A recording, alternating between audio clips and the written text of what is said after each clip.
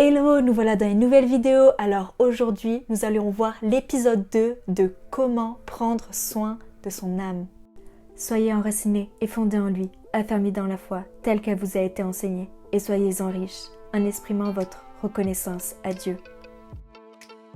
Alors j'aimerais commencer par dire, pour prendre soin de son âme, comment il le faut s'enraciner le plus possible à lui, se rapprocher de lui. Et c'est ça qui va écarter notre chair, qui va écarter notre ancienne nature. C'est d'abord de se rapprocher de notre Dieu.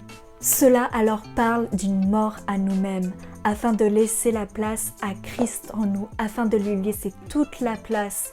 Et nous, juste on le suit. Dans Romains 8, verset 6, « Et l'affection de la chair, c'est la mort, tandis que l'affection de l'esprit, c'est la vie et la paix. » Paul, il ne passe pas par 4 chemins pour nous montrer où on doit aller, qu'est-ce qu'on doit faire. Il est tout à fait clair et précis dans tout ce qu'il veut nous transmettre. Mon premier point est la sanctification. Cela exige de la discipline et des choix. Et on doit avoir pour motivation juste l'amour et la crainte de Dieu. Si on aime Dieu de tout notre cœur, on aura plus de volonté à se laisser transformer par lui. Car notre désir, ça sera de le suivre. Il n'y a pas de victoire sur le péché sans décision de notre part. Pour qu'il y ait une victoire sur notre péché, sur notre chair, pour qu'on puisse se laisser transformer par Dieu, c'est à nous de prendre une décision. Tout d'abord, c'est à nous de faire le choix. Sans décision de notre part, sans choix de notre part, Dieu il peut pas faire sa part parce que d'abord c'est à nous de faire notre part, de décider de vouloir nous détacher du péché, de vouloir suivre Dieu, de se laisser transformer par lui. D'abord il faut prendre un choix et Dieu il va pas faire ça à notre place. Il nous laisse le libre arbitre de le suivre ou pas. Donc ça sera à nous de faire le choix de vouloir se laisser transformer par lui. Pour faire ce choix, ce qui va caractériser notre caractère, ce sera la patience et la persévérance. Car oui, des fois ça demandera du temps de se laisser transformer. Bien sûr, le Seigneur est là, par sa grâce, il nous aide. Mais si nous sommes paresseux et négligents avec nous-mêmes, on sera complètement responsable de notre mauvaise santé spirituelle. On doit tous faire notre part. Dieu fait sa part et nous aussi. Et si les deux font sa part, ça marche. Mais s'il n'y a que Dieu qui fait sa part, non, parce qu'on a à faire un choix de le suivre ou pas, de vouloir se sanctifier ou pas en lui, de vouloir se laisser transformer en lui ou pas. Et c'est à nous de faire ce choix, d'y aller. Et après, quand on aura fait ce choix, Dieu va nous aider dans ce chemin. Pour cela, il faut avoir le courage d'accepter qu'on n'est pas parfait, d'accepter qu'on a des dysfonctionnements, d'accepter qu'on est juste humain en fait et que notre nature humaine est pécheresse. Donc pour cela, il faut accepter qu'il y a des choses qui ne vont pas pour se les transformer. Parce que si on se croit parfait, on pense qu'on n'aura jamais besoin de se laisser transformer, on pense qu'on est déjà parfait. Alors tout commence par une décision de vouloir vaincre la chair qui est en nous, notre ancienne nature. Et bien sûr, ça demande d'être radical, de se faire violence envers nous-mêmes. C'est pas forcément quelque chose d'évident, car c'est quelque chose qui peut être dur, vraiment, c'est vraiment dur de prendre une décision, de vouloir se laisser transformer par Dieu. C'est quelque chose qui est dur, c'est pas facile. Il faut accepter que c'est pas, la vie avec Dieu, c'est pas quelque chose de hyper bisounours, hyper rose. Non, c'est dur. C'est dur car on est à contre-courant du monde. Et par cette décision, ça va permettre au Saint-Esprit de vaincre les mauvais désirs de notre chair. Ça va permettre au Saint-Esprit de venir agir en nous. Ça demande des sacrifices, c'est sûr, mais c'est bénéfique pour notre vie. En tant que chrétien, il y a des lieux, il y a des actions que nous devons éviter pour pas permettre à la tentation de venir pour nous faire tomber dans le péché. Notre chair, elle est corrompue par le péché, on ne peut pas la changer. Le seul moyen de la diminuer est de la crucifier. Pour cela, il faut se connaître, il faut nous connaître nous-mêmes. Pourquoi on est comme ça? Qu'est-ce qui nous fait tomber? Qu'est-ce qui nous fait chuter? Qu'est-ce qui nous tente? C'est propre à chacun ce qui va nous faire chuter. Et il faut juste se connaître et savoir qu'est-ce qu'il faut que j'évite pour ne pas tomber dans le péché. Comme je l'ai dit tout à l'heure, pour crucifier notre chair, il faut mourir à nous-mêmes, pour laisser totalement la place à Jésus dans notre vie. Et c'est ça qui va nous aider à discerner qu'est-ce qui est bon pour moi, qu'est-ce qui va me faire chuter, où je dois faire attention il faut se faire violence. Non, faut que j'arrête un peu là.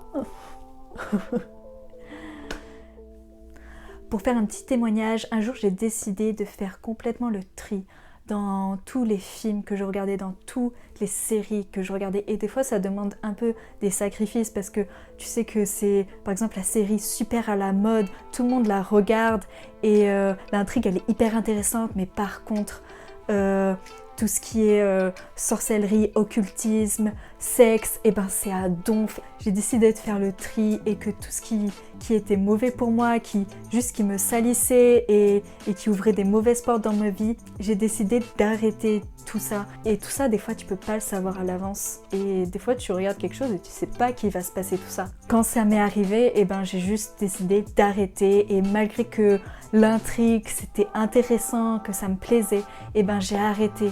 Car à un moment donné, et ben tu peux pas te dire bon, c'est pas si grave, il y a un peu de sorcellerie par-ci par-là, il y a du sexe, des scènes de sexe pendant 15 minutes.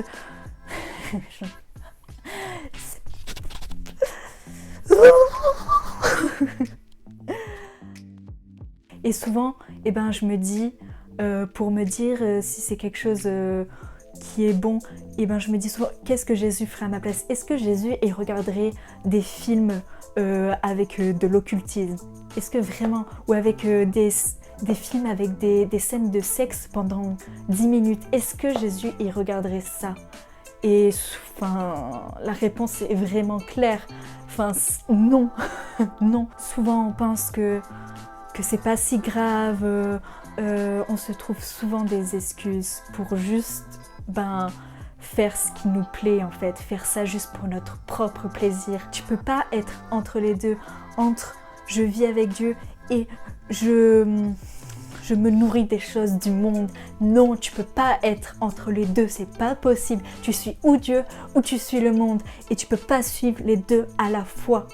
Après, bien sûr, il y a une différence entre ta sensibilité et des choses que c'est juste inconcevable. Il y a des choses, et ben ça va te toucher parce que c'est en fonction de ta sensibilité. On a tous des sensibilités différentes. Il y a des choses tu pourras pas regarder alors que d'autres personnes ça leur feront rien. Et il y a des choses c'est juste inconcevable. Et c'est assez particulier car les choses qui sont inconcevables, d'autres ça va toucher, mais d'autres ça va pas toucher. Et des fois, même si ça te touche pas, et ben c'est pas forcément que c'est pas mauvais pour toi. Il y a des personnes qui vont être plus sensibles au monde spirituel, donc ils vont plus sentir quand ça va être mauvais, quand ça va être pas bon pour eux, alors qu'il y a des personnes, et ben ça va être dur pour elles parce qu'elles n'ont pas forcément cette sensibilité spirituelle. Ça veut pas dire qu'elles sont pas spirituelles du tout, que ça veut pas dire qu'elles sont pas proches de Dieu, non, pas du tout. C'est juste qu'on est différents, on a tous une sensibilité différente et ces personnes qui n'ont pas forcément de cette sensibilité, ça va être dur pour eux de discerner si c'est bon ou pas pour eux parce que ça va pas forcément leur faire quelque chose alors que pourtant c'est mauvais pour eux et ça ouvre aussi des mauvaises portes pour eux.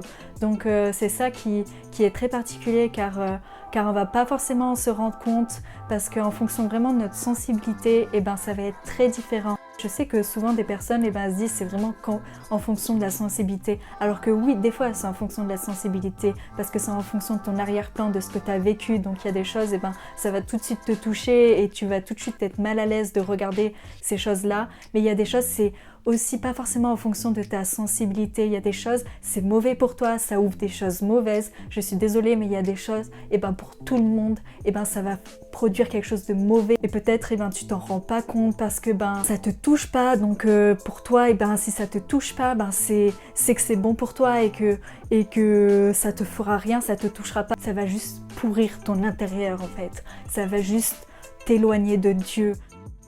Garde ton cœur plus que toute autre chose, car de lui viennent les sources de la vie. Quand le proverbe nous dit de garder notre cœur plus que toute autre chose, il y a vraiment une dimension très importante. Il dit pas ça pour rien de garder son cœur. En effet, cœur se traduit en grec leb, qui veut littéralement dire âme, esprit, connaissance, pensée, réflexion, mémoire, conscience. Cela parle de protéger notre âme, notre esprit, nos connaissances, nos pensées, notre réflexion, notre mémoire Et enfin, notre conscience. Il faut vraiment être vigilant dans tout ce que nous laissons entrer en nous-mêmes, tout ce que nous nous nourrissons, tout ce que nous faisons.